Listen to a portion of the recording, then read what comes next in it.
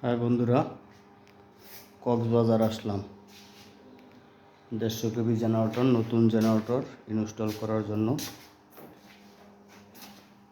আর এক জায়গায় ওটা বসানো, এটা হলো নতুন কন্ট্রোলার বক্স বসাইলাম।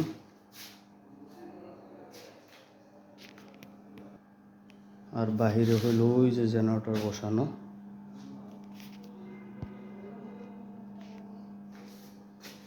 হোটেল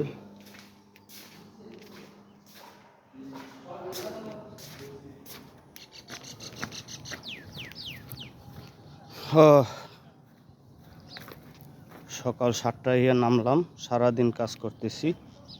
আজকে মনে হয় না যে শেষ হবে, কালকেও হয়তো লাগবে কিছু সময়।